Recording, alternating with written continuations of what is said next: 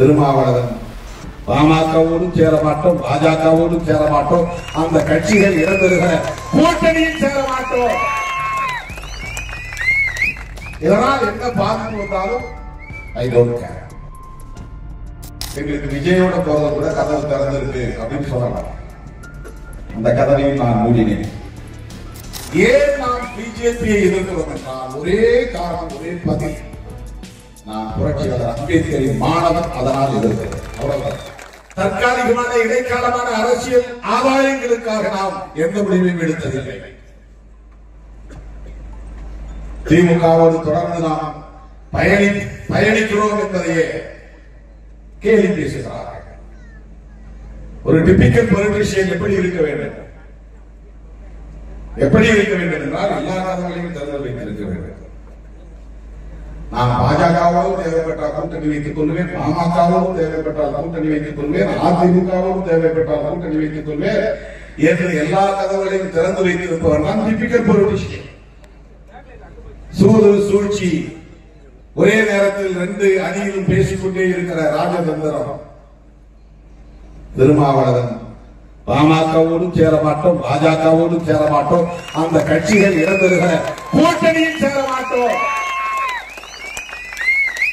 இதனால் என்ன பாதிப்பு வந்தாலும் ஐ டோன்ட் கேர். அதை பற்றி நான் கவலைப்படவில்லை. எனக்கு இதெல்லாம் முக்கியம், பதவிதான் முக்கியம் சொன்னா இப்படி எல்லாம் பேச முடியுமா? பேசுவாங்க.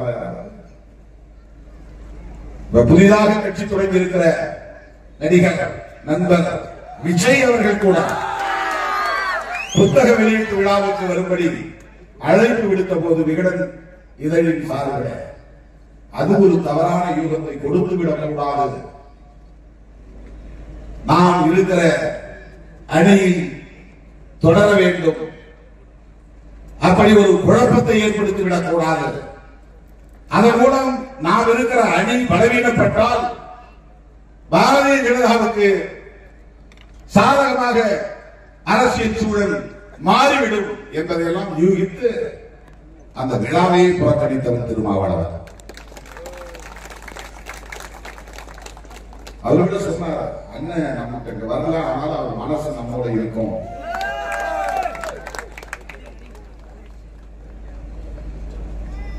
நாங்க நினைச்சிருந்தா இல்ல, எங்களுக்கு விஜயோட போறது கூட கதவு திறந்திருக்கு அப்படின்னு சொல்லலாம்.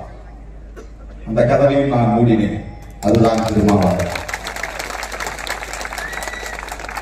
பாஜக தலைமையிலான அணி, அதையும் மூடினேன். அப்போதே நான் சொன்னேன், அதிமுக நமக்கு பல தொகுதிகளை தருவதற்கு தயாராக இருக்கிறது, கூட்டணி அரசுக்கும் ஆட்சிக்கும் அது உடன்பட தயாராக இருக்கிறது, போனால் துணை முதலமைச்சரையும் கோரலாம், கூடுதலாக 3-4 அமைச்சர் பதவிகளையும் பெறலாம், இப்படியெல்லாம் ஆசை காட்டிய சிலர் உண்டு.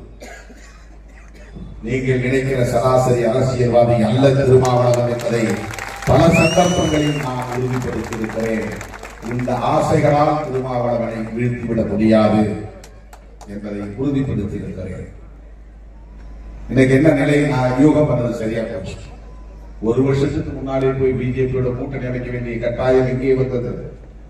ஏன் அதிமுக பிஜேபி போய் சிக்கியது? யோசித்து பாருங்கள். நம்மை அந்த கூட்டணியில் இருந்து வெளியேற்றிய பிறகு அவர்கள் இதே முடிவை எடுப்பதற்கு வாய்ப்பு இருக்குது.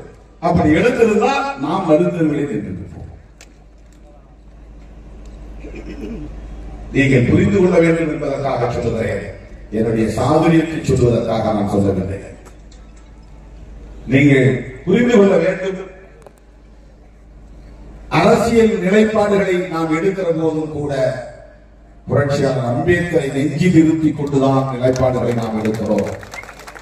ஏன் நாம் பிஜேபியை எதிர்க்கிறோம் என்றால் ஒரே காரணம், ஒரே பதில்.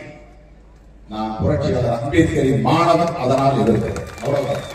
நான் அம்பேத்கரை கோடியா அவர் எங்களுக்கு தலைவர் அப்படின்னு மட்டும் நினைச்சிருந்தா எனக்கு அது ஈஸி, காம்ப்ரமைஸ் பண்ணிட்டு போயிருந்தேன். அவன் என்ன கொண்டு பேசினான்னா, ஆளுங்கட்சியா இருக்கிறான், அவங்கதான் இன்னைக்கு பெரிய சக்தி தேசிய அளவில், காங்கிரஸ் மறுபடியும் ஆட்சி வர்றது வாய்ப்பே இல்லை, அதனால நம்ம அவங்களோட அட்ஜஸ்ட் பண்ணிட்டு போகலாம், வாய்ப்பை பயன்படுத்திக் கொள்ளலாம் என்று நான் முடிவெடுத்திருக்க முடியும். ஆனால் திருமாவளவன் எடுக்கவில்லை, எடுக்க மாட்டார்.